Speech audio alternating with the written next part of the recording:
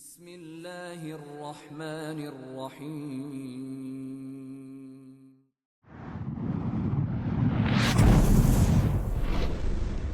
اقرأ باسم ربک الذی خلق۔ حضرت عبداللہ بن عمر بن عاص فرماتے ہیں کہ ایک بار حضور پاک صلی اللہ علیہ وسلم حتیم میں نماز پڑھ رہے تھے۔ عقبہ بن معیط قریش کے کچھ ساتھیوں کے ساتھ آیا اور آتے ہی اپنی چادر حضور پاک صلی اللہ علیہ وسلم کے گلے میں ڈال کر اس کو بل دینے لگ گیا۔ ادھر حضرت ابو بکر صدیق کو ایک چیخ کی آواز سنائی دی کہ اپنے ساتھی کو بچاؤ۔ چنانچہ وہ وہاں سے یہ کہتے ہوئے نکلے کہ کیا تم ایک شخص کو اس لیے مار دینا چاہتے ہو کہ وہ کہتا ہے کہ میرا رب اللہ ہے؟ آتے ہی انہوں نے عقبہ معیط کو کندھوں سے پکڑا اور زور سے دھکا دیا تو وہ سارے کے سارے حضرت ابو بکر صدیق پر پل پڑے اور ان کو خوب مارا کہ وہ بے ہوش ہو گئے۔ جب ان کو ہوش آیا تو ان کے گھر والوں نے اور اہل و عیال نے پوچھا کہ اب آپ کی حالت کیسی ہے، لیکن حضرت ابو بکر صدیق نے یہ پوچھا کہ محمد کیسے ہیں۔ وہ اسی حالت میں حضور پاک صلی اللہ علیہ وسلم کے پاس گئے۔ جب انہوں نے حضور پاک صلی اللہ علیہ وسلم کو اپنی آنکھوں سے دیکھا تو ان کے دل کو قرار آیا۔ یہ تھی وہ محبت جو دو دوستوں میں تھی۔ حضرت حمزہ اسلام کیسے لائے؟ یہ معاملہ نبوت کے 6 سال کے بالکل آخر کا واقعہ ہے۔ آپ صلی اللہ علیہ وسلم کوہ صفا پر جا رہے تھے کہ ابو جہل آپ کو ملا۔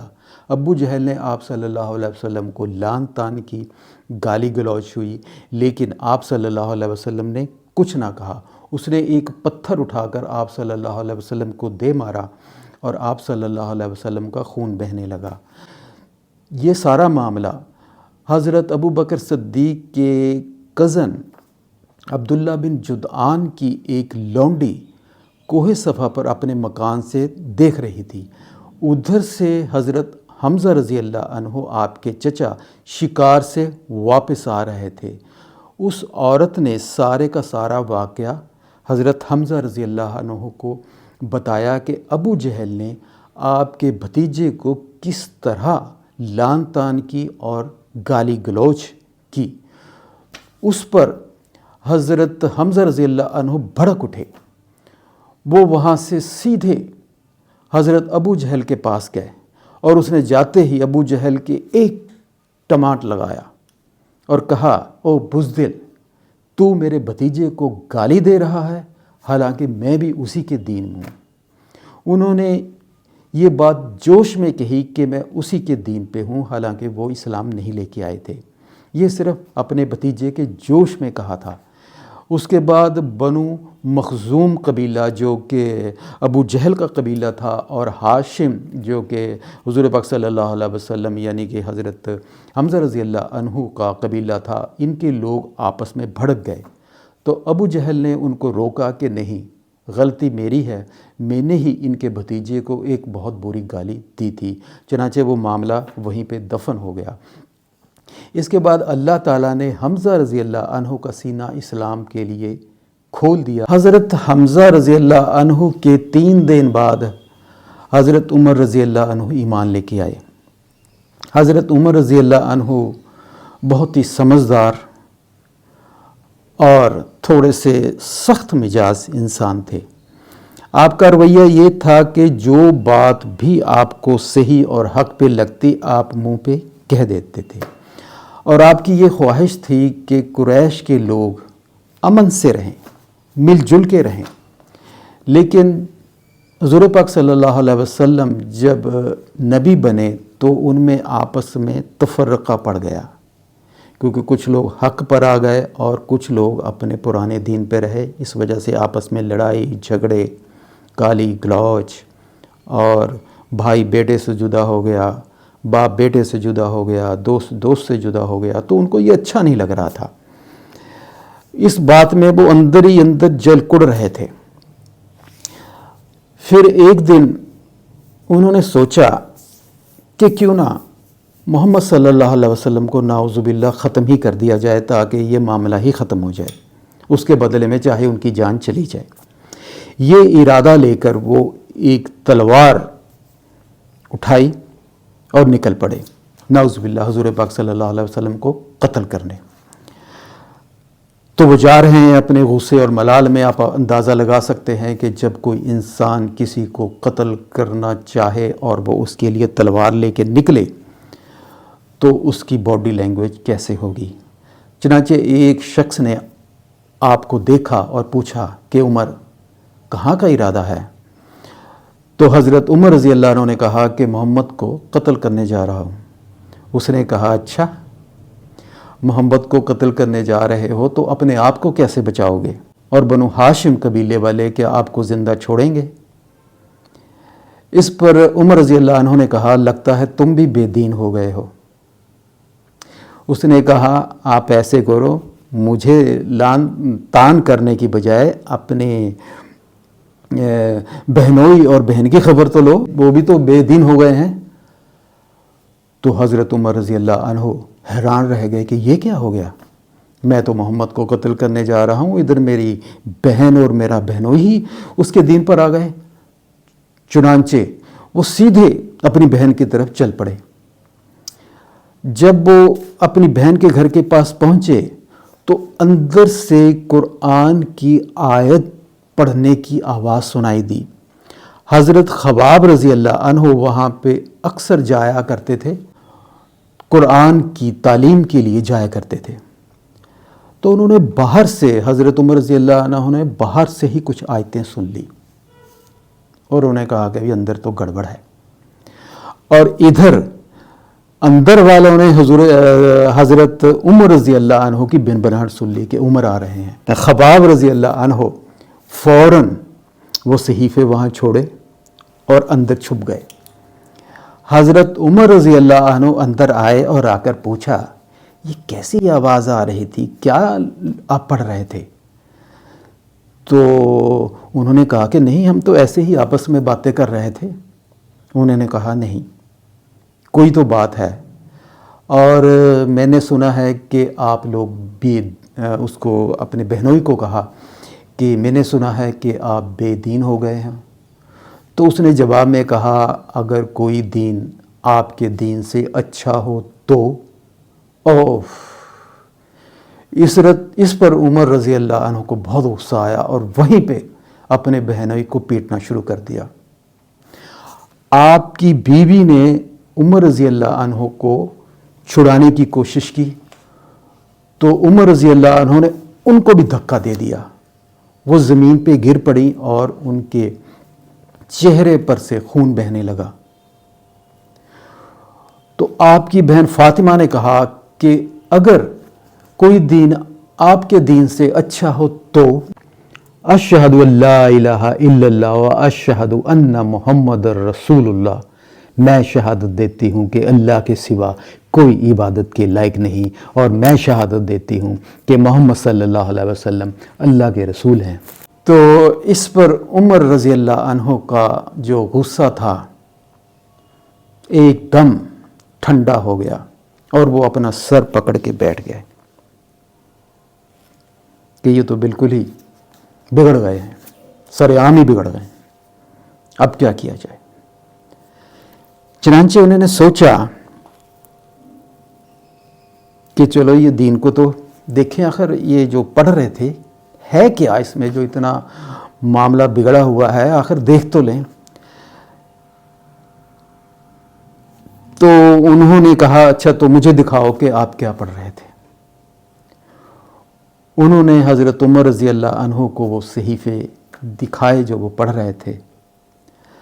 تو حضرت عمر رضی اللہ عنہ نے ان کو لیا اور بیٹھ کر پڑھنا شروع کر دیا۔ جب انہوں نے پڑھا اس میں سورہ طٰہٰ تھی اور اس کی 1 سے لے کے 14 تک آیات حضرت عمر رضی اللہ عنہ نے پڑھی اور انہوں نے کہا یہ تو بہت ہی اچھا کلام ہے، کیا ہم لوگ اس کے لیے لڑ رہے ہیں؟ تو وہ ایک دم بدل گئے اور انہوں نے کہا کہ مجھے بتاؤ کہ حضور پاک صلی اللہ علیہ وسلم کہاں ہیں۔ اس پہ وہ جو چھپے ہوئے تھے خباب بن ارت رضی اللہ عنہ وہ بھی باہر آ گئے انہوں نے کہا واللہ جمعرات کو حضور پاک صلی اللہ علیہ وسلم نے دعا مانگی تھی کہ ابو جہل یا حضرت عمر رضی اللہ عنہ ان میں سے جو بھی اچھا ہے اس کے ذریعہ اسلام کی مدد فرما، چنانچہ آپ ابو جہل سے اچھے ہیں اور حضور پاک صلی اللہ علیہ وسلم کی دعا پوری ہو گئی۔ تو انہوں نے آپ کو حضور پاک صلی اللہ علیہ وسلم کا پتہ بتا دیا کہ آپ اس وقت وہاں رہتے تھے، ارقم بن ارقم، جو کہ ایک الگ سے مکان تھا کوہ صفا پر، جہاں پہ قریش کی نگاہ کم رہتی تھی، وہ الگ تھلگ سے تھا، حضور پاک وہاں پر تھے۔ تو عمر رضی اللہ عنہ وہاں پہ گئے۔ جب وہاں پہ دروازہ کھٹکھٹایا تو کچھ لوگوں نے دیکھا کہ باہر کون ہے۔ دیکھا تو حضرت عمر رضی اللہ عنہ ہیں تلوار کے ساتھ۔ اندر بتایا حضرت حمزہ رضی اللہ عنہ بھی وہی تھے۔ تو حضرت حمزہ رضی اللہ عنہ نے کیا ہے اگر عمر ہے، اگر تو وہ غلط ارادے سے آیا ہے تو اسی کی تلوار سے اس کا کام تمام کر دیں گے، اگر وہ خیر سے آیا ہے تو بسم اللہ دروازہ کھولو۔ چنانچہ دروازہ کھولا گیا اور عمر رضی اللہ عنہ اندر آ گئے۔ حضور پاک صلی اللہ علیہ وسلم پر اس وقت وحی نازل ہو رہی تھی۔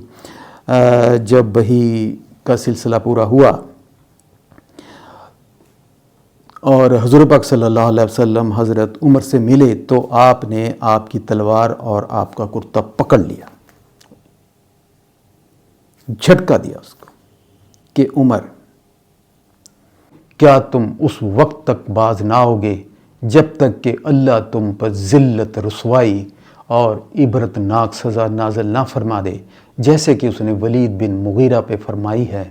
یا اللہ یہ عمر بن خطاب ہیں، یا اللہ تو عمر بن خطاب کے ذریعہ اسلام کو قوت اور عزت فرما۔ تو اس پر حضرت عمر رضی اللہ عنہ نے کہا لا الہ الا اللہ محمد رسول اللہ، اور آپ اسلام میں آ گئے۔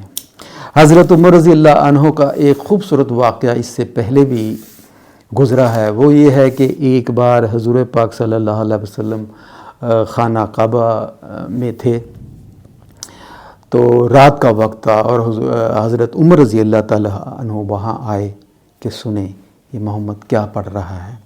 آپ سورہ الحاقہ کی آیت تلاوت فرما رہے تھے۔ تو اس نے وہ آیتیں سنی اور دل میں سوچا کہ یہ کسی شاعر کا کلام ہے۔ تو حضور پاک صلی اللہ علیہ وسلم نے یہ آیت تلاوت فرمائی کہ یہ ایک بزرگ رسول کا قول ہے، کسی شاعر کا قول نہیں، تم لوگ کم ہی ایمان لاتے ہو۔ اس کے بعد حضرت عمر رضی اللہ تعالیٰ نے سوچا اوہو یہ تو کسی کاہن کا قول ہے۔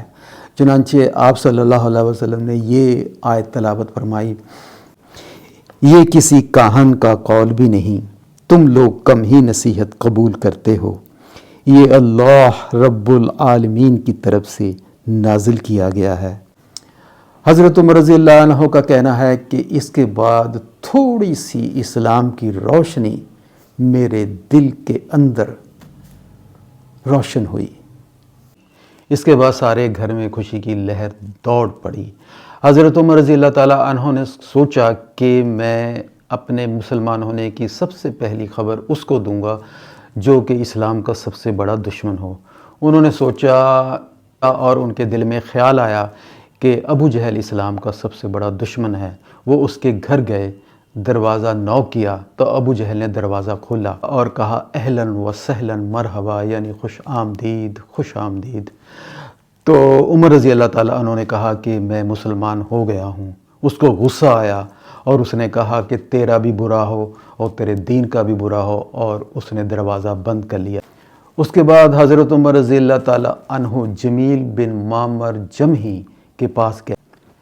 یہ وہ شخص تھا کہ اگر آپ اس کو کوئی بات بتا دو تو سمجھو کہ پورے مکہ میں اس کی خبر ہو جائے گی۔ انہوں نے اس کو کہا کہ میں مسلمان ہو گیا ہوں۔ سنتے ہی اس نے فوراً چلانا شروع کر دیا، اے مکہ والو، اے مکہ والو، دیکھو عمر بے دین ہو گیا ہے۔ عمر رضی اللہ عنہ ان کے پاس ہی کھڑے تھے اور انہوں نے کہا نہیں میں مسلمان ہو گیا ہوں۔ وہ تمام کے تمام لوگ حضرت عمر رضی اللہ عنہ پر پل پڑے اور خوب لڑائی ہوئی۔ حضرت عمر رضی اللہ تعالیٰ عنہ نے بھی ان کا مقابلہ کیا اور سورج سر پہ چڑھ آیا تو حضرت عمر رضی اللہ عنہ تھک کر بیٹھ گئے اور انہوں نے کہا کہ اگر ہم 300 بھی ہوتے تو مکہ میں یا تم ہی رہتے اور یا ہم ہی رہتے۔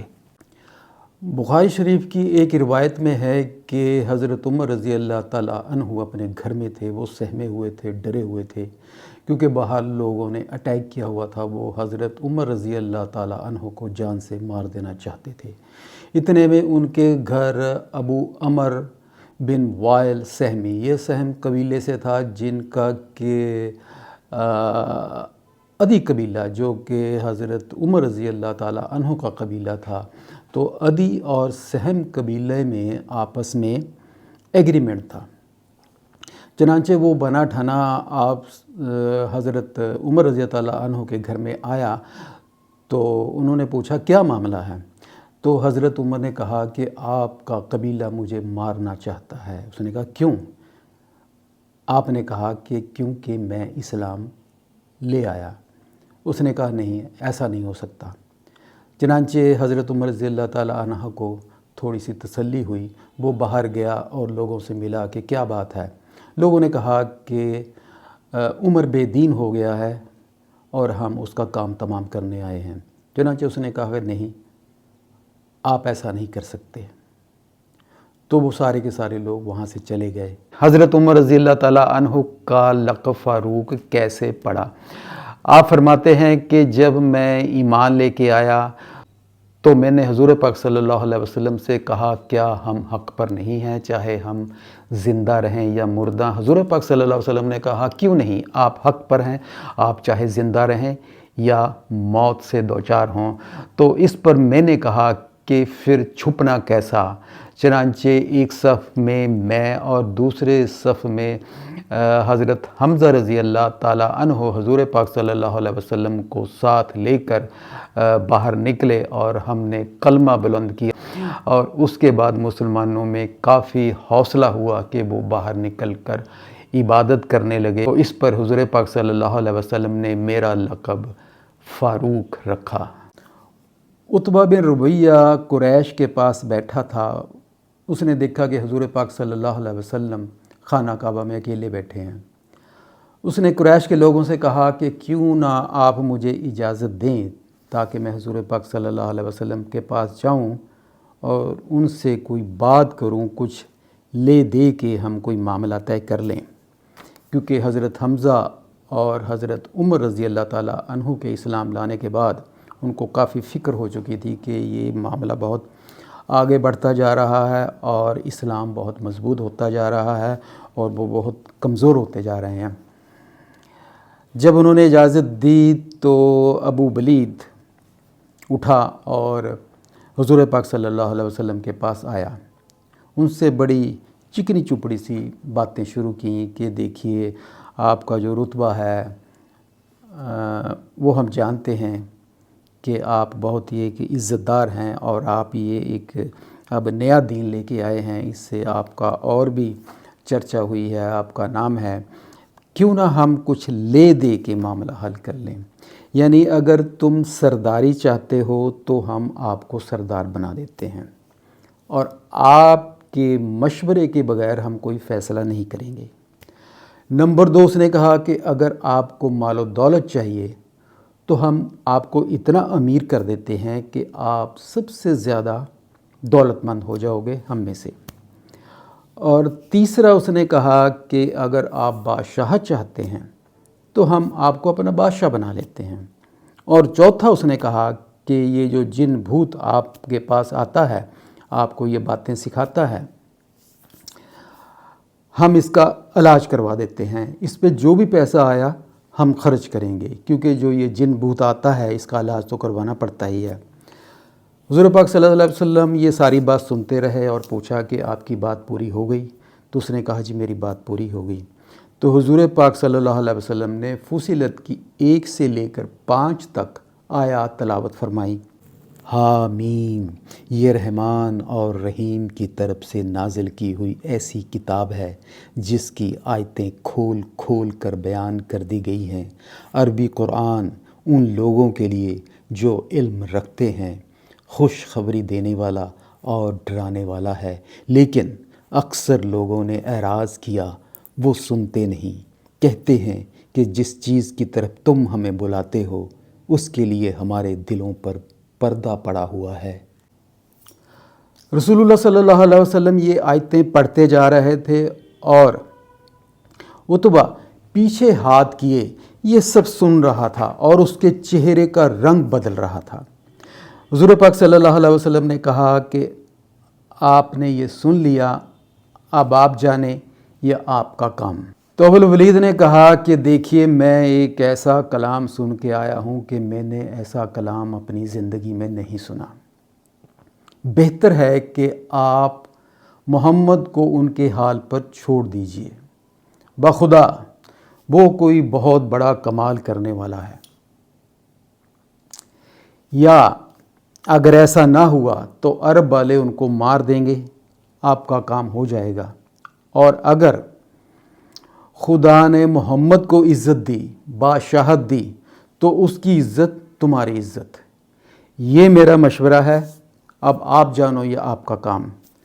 انہوں نے کہا کہ ابو ولید لگتا ہے تم پر بھی اس کی باتوں کا جادو ہو گیا ہے۔ اس نے کہا کچھ بھی سمجھو لیکن میرا مشورہ یہی ہے، آپ جانو یا آپ کا کام جانے۔ ابو طالب یہ سارے معاملات کو دیکھ رہے تھے کہ معاملہ کدھر جا رہا ہے۔ ان کو محمد صلی اللہ علیہ وسلم کی جان کا بھی خطرہ تھا کہ معاملات بہت حد سے بڑھ گئے ہیں۔ چنانچہ انہوں نے بنی ہاشم اور عبد المطلب کے تمام لوگوں کو اکٹھے کیا اور ان سے کہا کہ دیکھیے میں اب تک مدد کرتا آ رہا ہوں اپنے بھتیجے کی، اب آپ لوگ فیصلہ کیجئے کہ آپ سب مل کے ایک ساتھ ان کی مدد کرنے کے لیے تیار ہیں کہ نہیں۔ تو اس پر جو لوگ بھی ایمان لے کے آئے تھے اور جو کفر پہ تھے ان سب نے ایک فیصلہ کیا کہ نہیں، ہم مدد کریں گے۔ لیکن ابو لہب نے انکار کر دیا، وہ کافروں کے ساتھ مل گیا اور اپنے ہی قبیلے کو چھوڑ دیا۔ جب یہ معاملہ طے ہو گیا تو مشرکوں نے ایک اور نئی سکیم بنائی۔ ادھر بنو ہاشم اور عبد المطلب کے جو لوگ تھے انہوں نے محمد صلی اللہ علیہ وسلم کی مدد کا عہد لیا، اور ادھر دوسرے لوگوں نے، مشرکین نے آپ سب لوگوں کا بائیکاٹ کرنے کا فیصلہ کیا۔ یہ آپ دیکھیں گے اگلی قسط میں۔